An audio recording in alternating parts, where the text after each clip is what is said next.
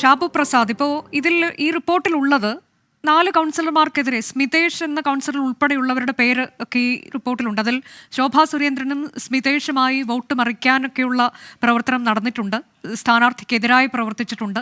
കണ്ണാടി പഞ്ചായത്തിൽ ആ തരത്തിലേക്ക് ചില കാര്യങ്ങൾ നടന്നതിൻ്റെയൊക്കെ തെളിവുകൾ ഉൾപ്പെടെ കിട്ടിയിട്ടുണ്ട് എന്നതാണ്. മറ്റൊന്ന്, പുറത്തുനിന്ന് വന്നവർ പ്രചാരണം നടത്തുന്നതിനെ ഈ ആരോപണ വിധേയരായ കൗൺസിലർമാർ എതിർത്തിട്ടുണ്ട് എന്നൊക്കെ പറയുകയാണ്. നേരത്തെ തന്നെ 18 കൗൺസിലർമാർ സംശയ നിഴലിലാണ് എന്നൊക്കെ റിപ്പോർട്ടുകൾ ഉണ്ടായിരുന്നു. നിലവിൽ ഇതിൽ 4 പേര് എന്ന തരത്തിലാണ്.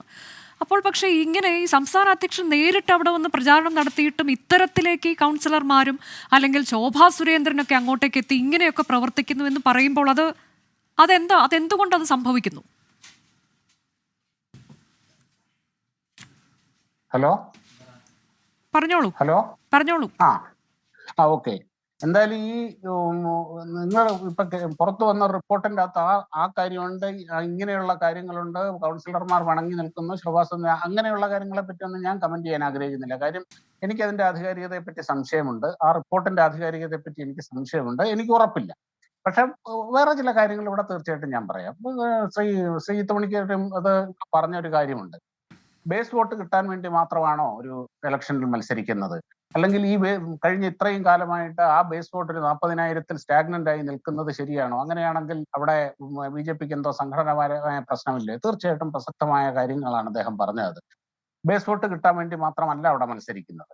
പിന്നെ ഒരു കാര്യം നിങ്ങൾ പറഞ്ഞ ഉപതെരഞ്ഞെടുപ്പിന്റെ കാര്യം പറഞ്ഞു. കേരളത്തിനെ സംബന്ധിച്ചിടത്തോളം ഇത് വളരെ പ്രാധാന്യമുള്ള തെരഞ്ഞെടുപ്പാണ്. ഞാൻ പറഞ്ഞത് കേന്ദ്ര നേതൃത്വത്തിനെ സംബന്ധിച്ചിടത്തോളമാണ് ആ കേരളത്തിലെ ഇവിടെ നടന്ന ഈ ഉപതെരഞ്ഞെടുപ്പ് എന്ന് പറയുന്നത് അവർക്ക് അത്ര വലിയ പ്രാധാന്യമില്ലാത്ത കാര്യമാണ് എന്ന് പറഞ്ഞു. കേരളത്തിനെ സംബന്ധിച്ചിടത്തോളം അത് പ്രധാനമാണ്, ജയിക്കണം എന്നുള്ള ഉദ്ദേശത്തിൽ തന്നെയാണ് കേരളം പിടിക്കാൻ ആണല്ലോ ഈ പാർട്ടിയുടെ ലക്ഷ്യം, പിടിക്കുക എന്നതാണല്ലോ. പറയുന്ന കേൾക്കൂ. അങ്ങനെ ഞാൻ എന്റെ ഒരു സ്റ്റാൻഡാണ് ഞാൻ ഈ പറയുന്നത്.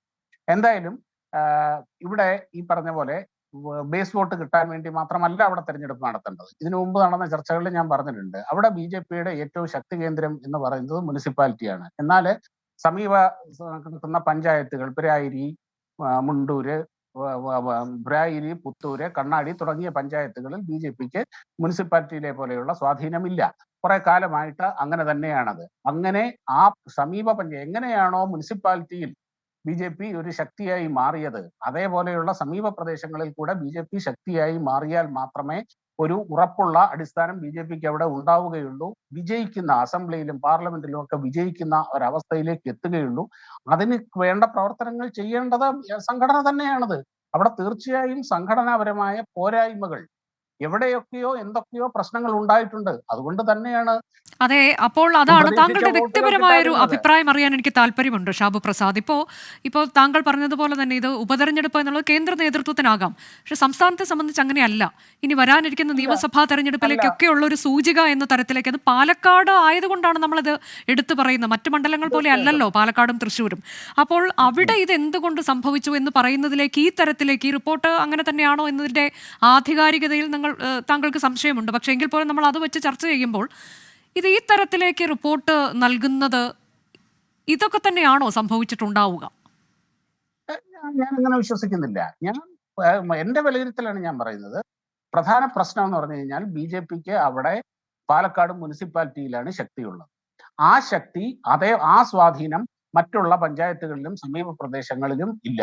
അതാണ് ബി.ജെ.പിയുടെ അവിടുത്തെ ഏറ്റവും വലിയ ദൗർബല്യം. അതാണത്. ശക്തിയും ദൗർബല്യം. ശക്തി എന്ന് പറയുന്നത് മുനിസിപ്പാലിറ്റിയിലെ ശക്തിയാണ്, ദൗർബല്യം എന്ന് പറയുന്നത് അതില്ല എന്നുള്ളതാണ്. മുനിസിപ്പാലിറ്റിയിൽ എന്തെങ്കിലും സംഭവിച്ചാൽ അത് ബി.ജെ.പി ആകെപ്പാടെ ബാധിക്കുന്ന ഒരു സിറ്റുവേഷനാണുള്ളത്. പക്ഷെ മുനിസിപ്പാലിറ്റി കേരളത്തിലെ ആകെ 2 മുനിസിപ്പാലിറ്റിയാണ് ഇവിടെ കേരളത്തിൽ ബി.ജെ.പി ഭരിക്കുന്നത്. ഒന്ന് പാലക്കാടും ഒന്ന് എന്റെ സ്വദേശമായ പന്തളവും. ഈ 2 മുനിസിപ്പാലിറ്റിയേ ഉള്ളൂ. ആ മുനിസിപ്പാലിറ്റിയിൽ കഴിഞ്ഞ 2 തുടർച്ചയായി ഭരിച്ചുകൊണ്ടിരിക്കുന്നു എന്നുള്ളത് ബി.ജെ.പിയുടെ വളർച്ചയുടെ ഒരു സൂചന തന്നെയാണത്. അതെ, അവിടെയാണ് നമ്മളുടെ ചർച്ചയുടെ സമയം അവസാനിക്കുന്നതുകൊണ്ടാണ്. ശ്രീജിത്ത് പണിക്കർ, അവിടെയാണ് ഇപ്പോൾ നഗരസഭയിൽ ഏറ്റവും കൂടുതൽ കോട്ട എന്നൊക്കെ പറയുന്നിടത്താണ് 6000-7000 വോട്ടിന്റെ കുറവുണ്ടായത്. ചെയർപേഴ്സന്റെ വാർഡിൽ ഉൾപ്പെടെ വോട്ട് കുറയുന്നു എന്നൊക്കെ പറയുമ്പോൾ ഇനി വരാനിരിക്കുന്ന തെരഞ്ഞെടുപ്പുകളും എല്ലാം കണക്കാക്കി നോക്കുമ്പോൾ ഈ കോർ ഇഷ്യൂവിലേക്ക് കേരളത്തിലെ ബി.ജെ.പി പോകുന്നുണ്ടോ നമ്മൾ ഈ റിപ്പോർട്ടിന്റെ അടിസ്ഥാനത്തിൽ പരിശോധിച്ചാൽ? നിശ്ചയമായും ഇല്ല എന്ന് തന്നെയാണ് മനസ്സിലാക്കേണ്ടത്. കാരണം പാലക്കാട് ബി.ജെ.പിയുടെ കോട്ട എന്ന് പറയപ്പെടുന്നത് നഗരസഭാ മേഖലകളാണ്. അപ്പോൾ ആ നഗരസഭാ മേഖലകളിൽ കഴിഞ്ഞ ലോക്സഭാ തെരഞ്ഞെടുപ്പിലും അതിനു മുൻപ് ശ്രീ ഇ ശ്രീധരൻ മത്സരിക്കുന്ന സമയത്തും അവർക്ക് കിട്ടിയിരിക്കുന്ന വോട്ടുകളുടെ അവർക്ക് കിട്ടിയിരിക്കുന്ന മേൽക്കൈയുടെ ഒരു കണക്ക് മാത്രം നോക്കിയാൽ മതിയാകും. ശ്രീ ഇ ശ്രീധരന് 2021 നഗരസഭാ മേഖലയിൽ 6000 വോട്ടിന്റെ മേൽക്കൈ കിട്ടിയിരുന്നു ശ്രീ ഷാഫി പറമ്പിലിനെതിരെയെങ്കിൽ ഈ കഴിഞ്ഞ ലോക്സഭാ തെരഞ്ഞെടുപ്പിൽ ഇതേ സ്ഥാനാർത്ഥി ശ്രീ സി കൃഷ്ണകുമാർ മത്സരിക്കുമ്പോൾ അത് കേവലം 497 വോട്ടായിട്ട് കുറഞ്ഞു.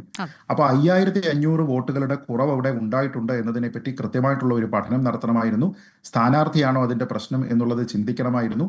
അത് ചിന്തിക്കാതെ അദ്ദേഹത്തെ തന്നെ വീണ്ടും ഇവിടെ വെച്ചതുകൊണ്ടായിരിക്കാം ഒരുപക്ഷെ BJPയുടെ സംസ്ഥാന സമിതി അംഗമായിട്ടുള്ള ശ്രീമതി CV സജനി ഉൾപ്പെടെയുള്ള ആൾക്കാർ BJP ആരുടെയും വഖഫ് പ്രോപ്പർട്ടി അല്ല എന്ന പ്രസ്താവന ഇറക്കിയത്. മറ്റൊരു സ്ഥാനാർത്ഥിയായിരുന്നുവെങ്കിൽ വിജയസാധ്യത കൂടുമായിരുന്നുവെന്ന് ദേശീയ കൗൺസിൽ അംഗമായിട്ടുള്ള ശ്രീ ശിവരാജൻ പറഞ്ഞിരുന്നത്. സ്ഥാനാർത്ഥി മോശമായിരുന്നു അല്ലെങ്കിൽ സ്ഥാനാർത്ഥി നിർണയത്തിൽ സ്ഥാനാർത്ഥി മോശമാണ് എന്ന് ശിവരാജൻ മാത്രമല്ല, നഗരസഭാ ചെയർപേഴ്സൺ തന്നെ അത്തരത്തിലേക്ക് മാധ്യമങ്ങൾക്ക് നമ്മളോടക്കം പറഞ്ഞത് നമുക്കറിയാം. മറ്റൊന്ന് സേവ് BJP എന്നൊക്കെയുള്ള പോസ്റ്ററുകൾ കഴിഞ്ഞ ദിവസം പുറത്തിറങ്ങിയിരുന്നു. കുറുവാ സംഘത്തിന്റെ പിടിയിൽ നിന്ന് BJP രക്ഷിക്കുക എന്നൊക്കെ പറഞ്ഞ് പേര് പരാമർശിച്ചുകൊണ്ട് ഇങ്ങനെയൊക്കെയുള്ള ചില കാര്യങ്ങൾ അതവിടെ നടക്കുന്നുണ്ട് എന്നുള്ളതാണ്. അപ്പോൾ ആ കാര്യങ്ങളിലേക്കൊക്കെ പോകാതെ തന്നെയാണോ ഈ റിപ്പോർട്ട് സമർപ്പിച്ചിരിക്കുന്നത് എന്നുള്ളത് തന്നെയാണ് ഉയരുന്ന ഏറ്റവും വലിയ ചോദ്യം.